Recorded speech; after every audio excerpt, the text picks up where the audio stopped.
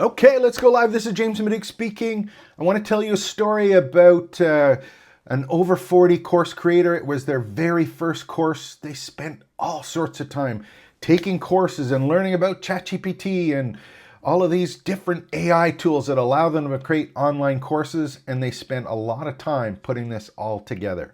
And at the end of the day, they had some wonderful course, and then they had to ask themselves, what's next? Well, I've had the opportunity to ask myself what's next.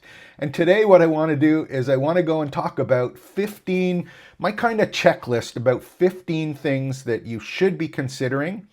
And I'm going to tell you 6 secrets at the end. And I'm going to share one secret right now because it's important when you're creating or promoting your first online course, or maybe a course that you've done before. And here's the very first secret. I'm going to go over 15 of them. You don't have to do all of them. But if you do one or more, you're more likely to actually start selling your course and being able to teach online. So here's the very first thing that I want to talk about when you're promoting your course. And hopefully I'll remember to move these slides up and down. So we're going to go over 15 different things here for promoting your course. The first one I want to talk about is making sure that you have your student confirmed. And what am I talking about? Well, you have to remember, if you love teaching online and you're excited about what it is that you know and how you can help people, that's one piece. But if you're not answering the questions that the people that you want to be able to help are asking, there's a big disconnect there. And no matter how hard you try and do this, you're not going to be able to sell courses because you're not answering the questions for the right people. So in whoever you promote this to, make sure it's a good fit with your course content, the solution you provide, and the people that have a specific question that you're answering. So you need to know, what are the pain points? What are they motivated by? How can you agitate them so they go, yes, I need to fix that? And then what's the messaging for that? Number 2 is you're going to have to create some kind of course sales page. In as much as you may not want to sell, you do have to sell or have some tool for selling and while you're promoting your course. So this doesn't mean this is hard for people who are starting out because a lot of times they don't come from a sales background. They may not be someone that has been sold stuff in the past and they're uncomfortable asking people to buy something. So the minimum is you're going to have to create some kind of text and or sales page where you can actually provide the problem identification, make sure people are feeling the problem, and offer the solution, which is your course, to the people that visit that course sales page. Now, if you're interested in these, I actually have a complete course in the trainingsites.io website that goes over the different types and how to create them and where the best one that fits in. But at the end of the day, you're going to have this one. Out of the 15 that I'm covering, the first couple ones I think are mandatory. All of the other ones that follow aren't mandatory, but they're great if you can do it. But having some kind of course sales page that asks people to buy your course is something that you're going to have to do. Okay, so what's that? We've got our call to action. We've got a place where we actually have to sell our course. What we need to do next is make sure that we have a content calendar. And of course, what's a content calendar? We have to promote with content, whether it's your blog site or any place that you're going to be distributing content to refer people back to your course and course sales page. Those potential students, you have to have some kind of plan for what it is that you're going to send the messages. It's not just one message.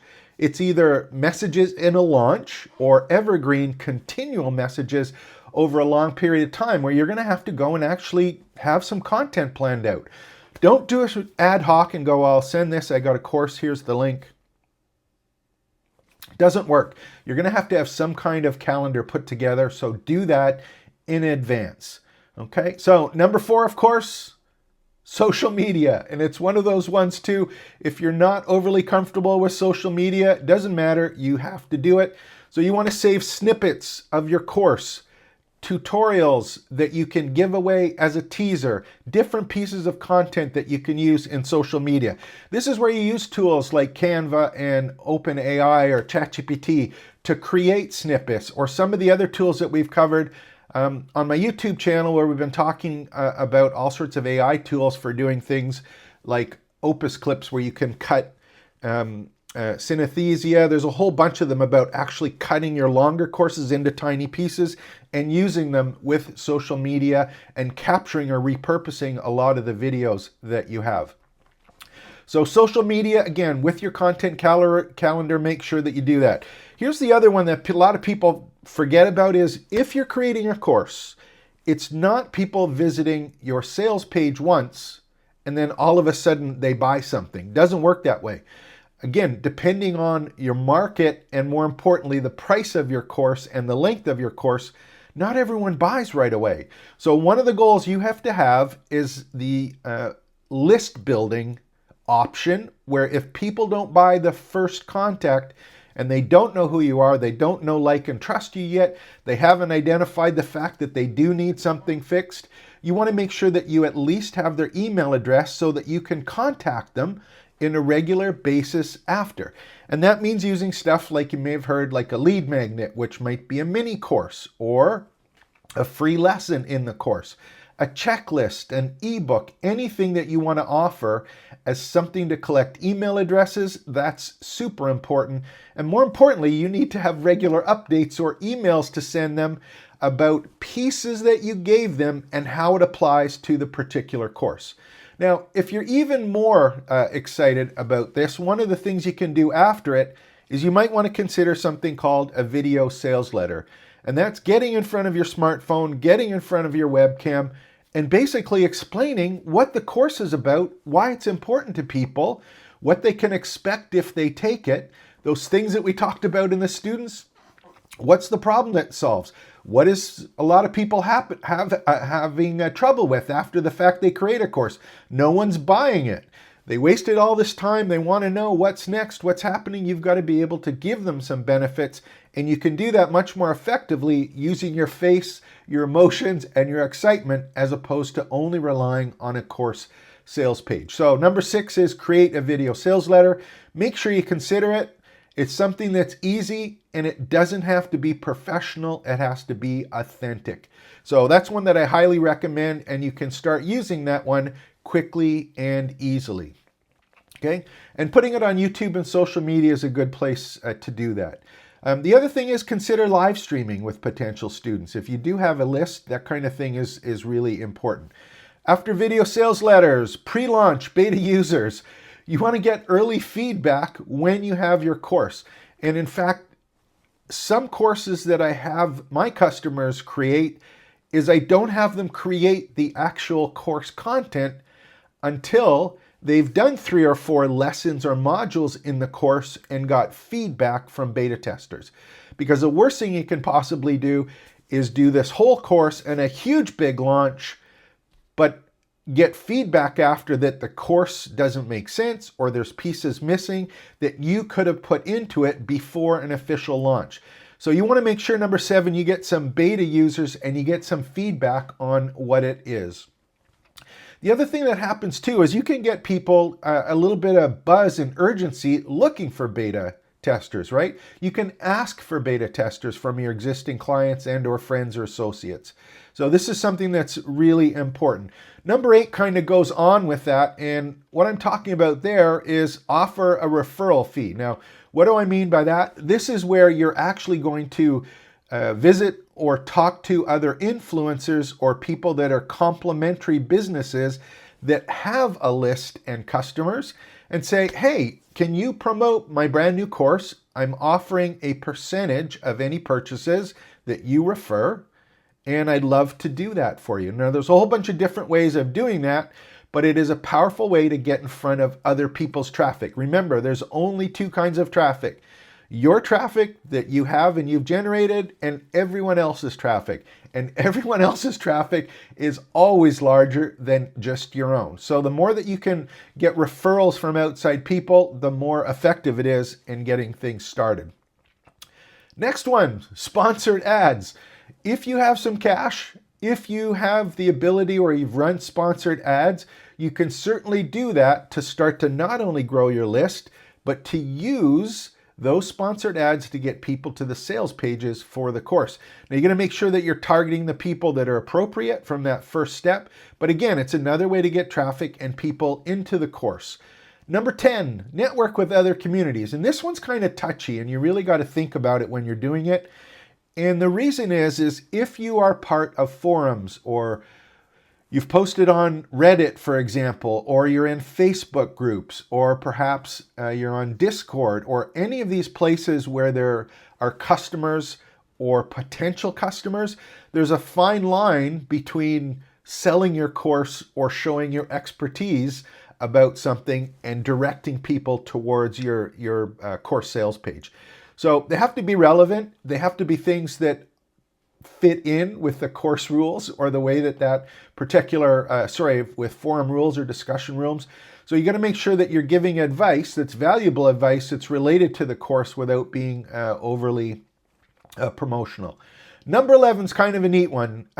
If you are selling a little bit already, one of the easiest things to do is automatically make all of your customers affiliates so that they can promote the course to their friends and business associates and get traffic to your site and offer them a commission for doing that.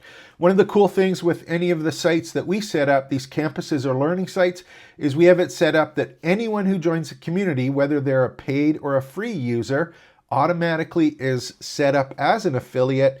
And we actually send a referral campaign or email marketing template series that lets them know how to refer customers in exchange for getting some additional income from us just by telling people about a course that they took. Okay, so satisfied customers are an absolute gold mine when you're creating these. It doesn't have to be commissions. There's other types of referrals, right? Whether that's things like gamification and giving additional courses or coaching materials from there. Next one is SEO, number 12. This one I'm not overly hung up on at this point anymore. It was really, really important in the past. I think it's still something you can consider, but I wouldn't rely on for the launch. It's just good business habits to take the time and focus on optimizing as best you can the part of the course which is customer facing, which is usually just the course sales page. So I wouldn't get hung up on it because most of the content that you have is protected now. But if you have blog pages and additional content that you're posting, obviously make sure it refers to the course with the keywords, phrases, and any other optimization tools that you can use or play around with. What's next? Cross promote. Here's another simple one that you can do. This is number 13. This one is all about using or involving people with complementary courses to yours. So if, for example, someone has a course on SEO and you have a course on list building, they're not competing courses. What you can do is say, hey, I'd like to promote your course if you'd like to promote my course. It's not an affiliate relationship. It's just a promotion to get in front of other people's traffic. And this is often called a joint venture. You may hear that term. But at the end of the day, what you're doing is you're sharing your customers with two courses or two value adds that are appropriate for both of you. So two are better than one and both sides win to one kind of, as opposed to just having you have to promote it. So this bundling also works with this, webinars, but it's a kind of joint venture which is beneficial to both parties. Number 14 is testimonials. You want to make sure that you gather and showcase testimonials. These are things that you automatically can use on your sales page. Third-party proof is a powerful psychological tool. And you want to make sure that you gather these from your early testers and your new customers, and then you want to go and make sure that you add them to your sales page. Finally, the last one, before I get to the secrets, number 15. I'm a huge fan on doing live Q&As. We do the open office or open classroom. We do it every second week. Don't be afraid to get online, answer questions, or answer questions that you are getting even though they're not online. But being online and letting people know that you're online is a powerful way for you not only to answer questions and show that you're authentic, but it serves as a video sales page if at the end of it and or the beginning of it, you can weave your course or courses in. So don't be afraid of webinars, live Q&A, powerful, powerful tools to use. And remember, not everyone sees your course when you're first starting. Not everyone's going to see your live webinars or live streams. And I have a whole bunch of courses on how to do this in the trainingsites.io one. There's all sorts of tools like StreamYard and Riverside or Ecamm or OBS. Lots of ways to do this. Pretty simple to set up. And in fact, all you need is your smartphone to really play around with this. Okay, so what's next? I went over 15 things. Do you have to do all of them? No, of course not. At least pick some of them and understand that it's not something you do once. You're going to be doing for the rest of your life when you're actually trying to promote and market your courses. They're not going to market themselves no matter how great you think they are. So you're going to have to try some of these, and I always look at this as a Ferris wheel or a hub and spoke, because your business is the middle of that hub, but your course and courses are each of the seats on the Ferris wheel, right? Or each of the spokes that go out to the edge of the wheel. The more spokes that you have in the way that you promote it, the more likely is you're going to have a solid way to get people to get engaged in your community, enroll in your course, ask more questions, and allow you to sell some additional services, okay? So these are all things that you're going to have to pick some and get working on it. The ones that I want to do just kind of as a secret, just so that you know what's kind of going on with this, is, pick 1, 2, or 3 to get going on it. Make sure that you have an audience of the right people. It's so frustrating and scary when you put all your heart, everything into it, and no one buys the course. It's really, really, really tough. So make sure you're selling it to the right people. If you're not getting the response, you have to make sure that you're going to do one of the other secrets, which is optimize your sales process. You're going to have to go through and take a look and say, are people coming to the site? Are they looking at the site? Are they opting in? Are they leaving the site quickly? Are they reading things? Are they asking questions? There are all sorts of things you have to do at looking at your sales optimization, but has to be optimized sales process to the right people. The other thing is there's all sorts of, number 3 is there's all sorts of different launch types. So in respective on, the different strategies that you use, implementing them can be done in a bunch of different ways. And the thing to consider is the type of course that you're selling and the content that you're selling changes the best type of launch strategy. And I cover this in a bunch of other courses, but you've got to match up. If you've got this type of course, use these type of launch strategies. If you have this type of course, use those type of strategies. So you got to make sure that you've got the right people, you've got the right sales process, and you're using the right launch type for doing that. Okay. Here's the other thing. Understand that it's promoting across multiple channels. In as much as you'd like to go, oh, I have this group of people that I talk to, or I'm in this Facebook group or channel on YouTube that I focus on all the time and I comment on, it's everywhere. Promote everywhere. And that's one of the things that you can do with social media and YouTube by cross-promoting, joint ventures, all of that stuff. Open it up, distribute the information about your course, bringing back to the sales page where you can get at least some input, and more importantly, build your list. And then here's the final secret I want you to always remember. Evergreen is the word to focus on. If you create a course, you will be marketing it for the rest of your life if you want to earn money from it. And as much as you would say, I'd love to have it always earn money for me, you're going to have to be using one or multiples of those 15 ways to actually continue to sell your course. And if it's been around for a while, and then if you've been lucky enough to have people purchase it, joint ventures, all of those different tools are going to get traffic to your site. But using that list building and follow-up sequences, which we have templates for at trainingsites.io, is the real gold or magic there. So I hope you enjoyed those 15 secrets. I'll put them in the list below. If you have any comments or questions, make sure to ask them. My name is James from trainingsites.io, where we teach you how to start, build, and grow your education business. Make sure to like and subscribe, and have some fun sharing what it is that you love, know, and do teaching online. Take care and expect the best.